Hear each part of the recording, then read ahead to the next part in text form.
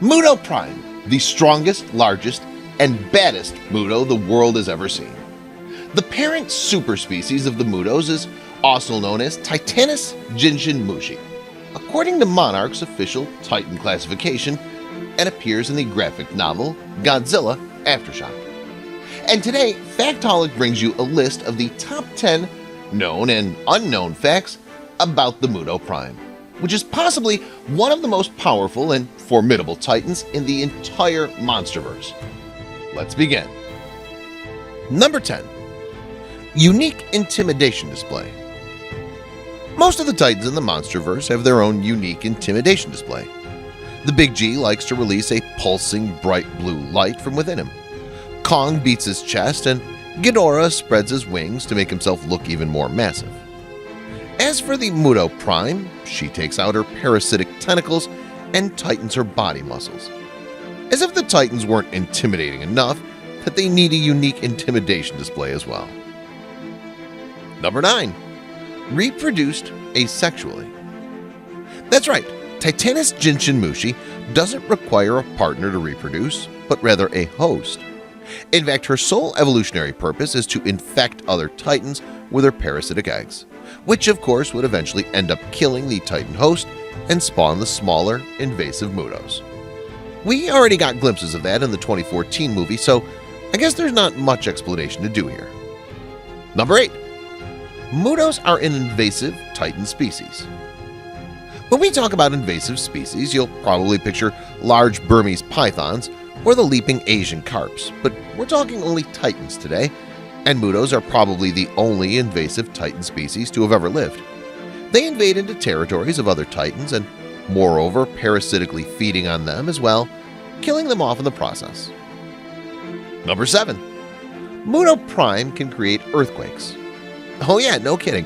The Queen of Mutos can actually create massive earthquakes, and to make this possible, she possessed tremor-inducing legs. Ain't that cool? I mean, just by slamming the ground with her forelimbs, Muto Prime could trigger shockwaves that would destabilize nearby fault lines in the Earth. The end result? Yes, earthquakes. What's more is that the Jinshinmushi perhaps even had a proper understanding of the Earth's geology and could simply manipulate the tectonic plates in those lines to create mega or mini quakes anywhere and at any time according to her liking. Number 6. Shorter yet heavier than Godzilla. Okay, this one wasn't mentioned in the Godzilla Aftershock novel, but Arvid Nelson does reveal that the Muto Prime is heavier than Godzilla after all. But by how much? Well, 50% more than the 2014 incarnation of the Big G. And don't worry, we did the math for you as well. So the size figures stand in this manner. Titanus jinshinmushi stands at a height of 330 to 350 feet and weighs anywhere between 135,000 and 145,000 tons, which is massive. And want to know where all that weight comes from? Obviously from those huge tremor-inducing front limbs. Number 5. Consuming radiation makes it stronger. Yeah, you probably know about this one. Muto Prime becomes as strong as much radiation she consumes. The higher the consumption, the higher her power. So yeah, eat all the radiation away, Prime. And yeah, we saw this proven in her encounters with the Big G in the graphic novel as well. At first weakened by several millennia of hibernation, Muto Prime tried to avoid long combats with Godzilla in the first 2 encounters. However, after steadily consuming more radiation, she grew more powerful with each encounter, capable of overpowering even the Big G with much ease. Number 4. There are probably several Muto Primes. Yeah, that's right. I mean, even Godzilla had numerous other individuals of his species, so it's only natural that there were many other Muto Primes living on the planet. Also, it even stated by Dr. Emma Russell that any female Muto can eventually metamorphose into a Muto Prime if one does not exist or if circumstances demand it. So yeah, it's definitely not a one-off Titan with only a single individual ever existing, but rather multiple ones.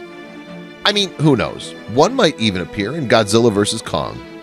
Man, won't that be lovely? Number 3. Can swim faster than Godzilla. The Godzilla Aftershock novel mentions that the Muto Prime could swim underwater quite efficiently by using her massive forelimbs to propel herself through the water. Okay, up until that point, all good. No shocks and surprises so far, pretty normal if you ask me. But then, seems like she was even faster than the amphibious Big G, as even Godzilla himself could not catch her as she swam away from him. Man, I'm out of here. Oh wait, just kidding, we got 2 more. Number 2, only female Mutos can evolve into a Muto Prime. Okay, so this one's a no-brainer actually, and I've mentioned this a while back too in one of the other points. In Godzilla Aftershock, it's clearly revealed that any female Muto can eventually metamorphose into a Muto Prime, becoming even more powerful and efficient at reproduction. So males evolving into a Muto Prime is out of the question. Moreover, even for the female Muto to undergo metamorphosis in order to evolve into a Prime, she would have to eat the male Muto after the mating process. The reign of men is finally over. Way to go, girls! Number 1, Muto Prime was created to hunt, or rather kill, Godzilla. Yes, Muto Prime was custom made or designed to fight Godzilla. The writers and designers of Godzilla Aftershock imagined the Jinshin in such a way that she could not only fight and kill Godzilla, but rather even wipe out his entire species. And wipe it out she did, perhaps with one exception. Through millions of years of evolution, the Muto Prime evolved to become the perfect matchup for Godzilla's species, and she became custom-built to counter attacks from Godzilla and his species. But why Godzilla? The answer to that is simple.